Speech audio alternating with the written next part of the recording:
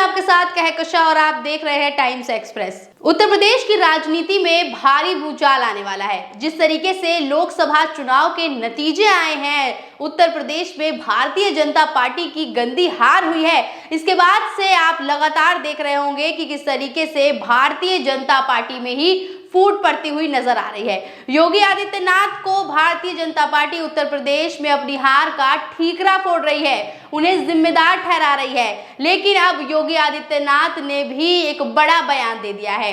योगी आदित्यनाथ ने खुला चैलेंज कर दिया है प्रधानमंत्री नरेंद्र मोदी और अमित शाह को। अब योगी आदित्यनाथ ने अपने बयान में क्या कुछ कहा है वो हम आपको खबर के जरिए बताने जा रहे हैं, जिसके बाद आप ये तो अंदाजा लगा लेंगे कि योगी आदित्यनाथ भी अब बैक फुट पे नहीं बल्कि फ्रंट फुट पर आ गए हैं। और जिस तरीके से जो बगावत है भारतीय जनता पार्टी में, जो फूट है, जो लड़ाई आपस में ही नेता और सांसद मंत्री कर रहे हैं, वो अब खुलकर सबके सामने आ गई है।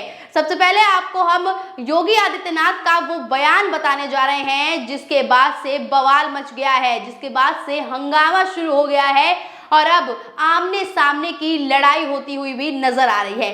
दरअसल उत्तर प्रदेश के लखनऊ में भारतीय जनता पार्टी के कार्यकारिणी की बैठक हुई थी और इस बैठक में भारतीय जनता पार्टी के तमाम बड़े नेता मौजूद थे, जिसमें योगी आदित्यनाथ, जेपी नड्डा तक शामिल थे। और जेपी नड्डा के सामने ही योगी आदित्यनाथ ने बड़ा बयान दे दिया और खुली चुनौती एक तरीके से जो है वो अमित शाह और प्रधानमंत्री नरेंद्र मोदी को दे दी।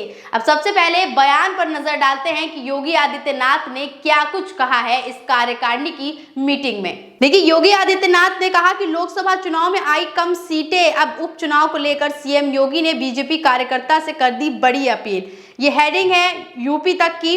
अब यूपी तक की इस खबर में देखिए लिखा हुआ है कि लोकसभा चुनाव के बाद राजनीति लखनऊ में रविवार को भाजपा की सबसे बड़ी बैठक हुई। इसमें भाजपा अध्यक्ष जेपी नड्डा, केशव प्रसाद मौर्य, भूपेंद्र चौधरी, सीएम योगी आदित्यनाथ समेत पार्टी के तमाम कार्यकर्ता शामिल हुए। लोकसभा चुनाव में उत्तर प्रदेश में बीजेपी का प्रदर्शन निराशाजनक रहा और चुनावी नतीजों पर मंथन के लिए लखनऊ में बीजेपी प्रदेश कार्यकारिणी की बैठक हुई। बैठक में योगी आदित्यनाथ ने कहा कि बैकफुट पर आने की जरूरत नहीं है। यानी कि योगी आदित्यनाथ ने देखिए किस तरीके से अपने बयान में क्या इशारा कर दिया। उन्होंने अपने कार्यकर्ताओं से कह दिया कि बैकफुट पर आने की जरूरत नहीं है क्योंकि हम सब ने काम किया था। अब पहले ही हमने आपको बता दिया कि किस तरीके से योगी आदित्यनाथ पर भारतीय जनता पार्टी की उत्तर प्रदेश में हार का जो ठिकरा है वो उन पर फोड़ा जा रहा था। आगे देखिए उनका आगे का जो बयान है वो और भी ज्यादा जो है वो बवाल मचाने वाला है। आगे योगी आदित्यनाथ ने क्या कुछ कहा जरा यहाँ नजर डालिए। देखिए, योगी आदित्यनाथ ने कहा कि बैकफुट पर आने की जरूरत नहीं है। इसमें कोई शक नहीं कि जितना वोट परसेंट 2014, 17 और 22 बीजेपी के पक्ष में था, 2024 में भी बीजेपी उतना वोट पाने में सफल रही।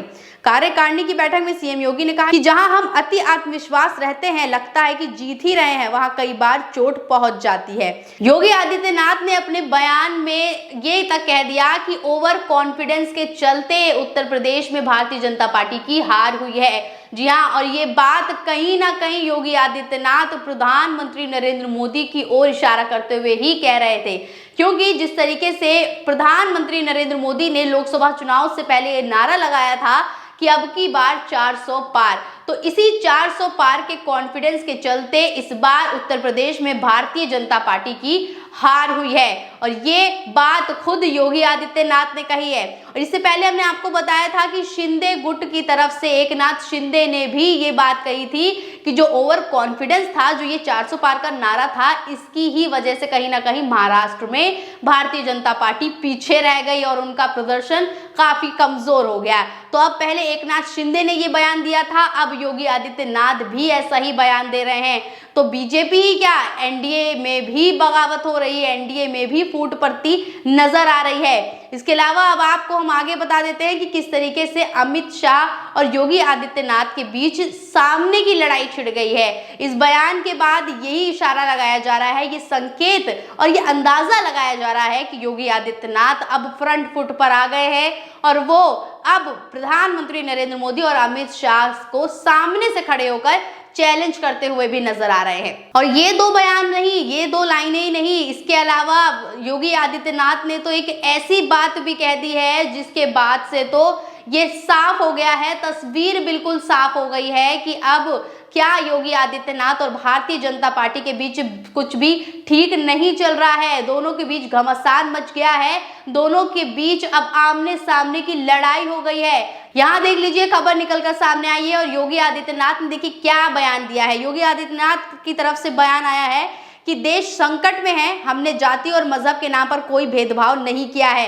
अमर उजाला ने ये खबर दी है और इससे ये साबित हो गया है कि ये इशारा क्या योगी आदित्यनाथ जो है वो प्रधानमंत्री नरेंद्र मोदी की ओर कर रहे हैं। इसको लेकर देख लीजिए दयाशंकर मिश्रा है जो उन्होंने भी ट्वीट किया है। उसमें उन्होंने लिखा है कि उत्तर प्रदेश के मुख्यमंत्री योगी आदित्यनाथ ने कहा कि देश संकट में है, प्रधानमंत्री नरेंद्र मोदी के होते हुए देश कैसे संकट में है ये स्पष्ट करना चाहिए। यानी कि अब ये यहाँ पूछ रहे हैं कि जब प्रधानमंत्री नरेंद्र मोदी सत्ता पे हैं, कुर्सी पर बैठे हुए हैं, तो ऐसे में देश संकट में कैसे है।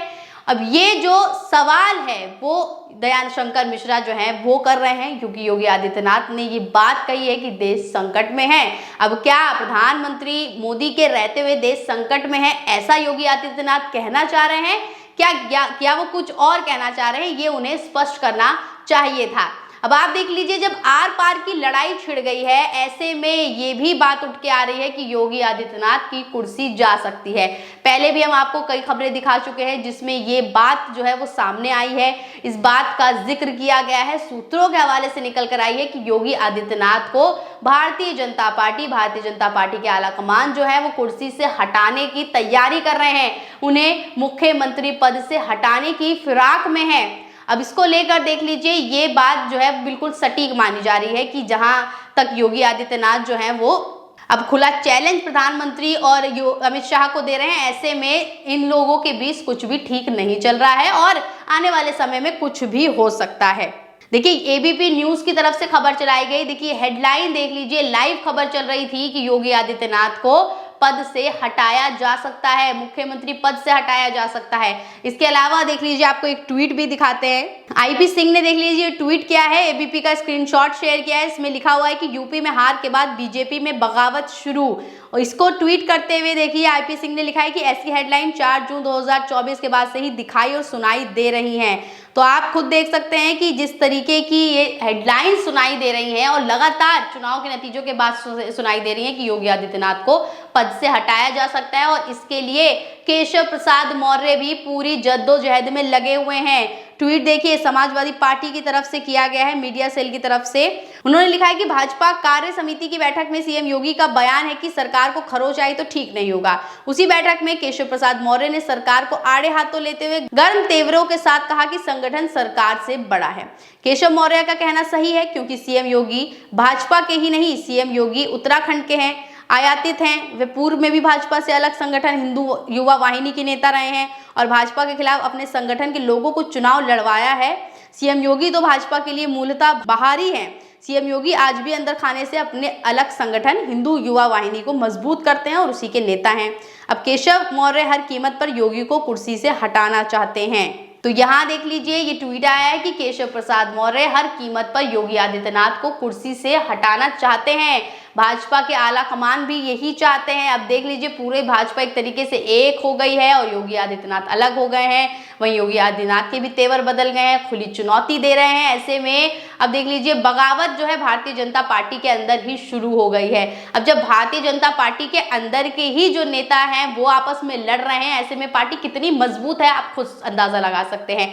आने वाले समय में देखना होगा कि अब इनकी आपस की जो ये लड़ाई है सामने आकर फ्रंट फुट पे आकर जो ये लोग लड़ रहे हैं इसका क्या नतीजा निकलता है। बन रहिए टाइम्स एक्सप्रेस के साथ। धन्यवाद।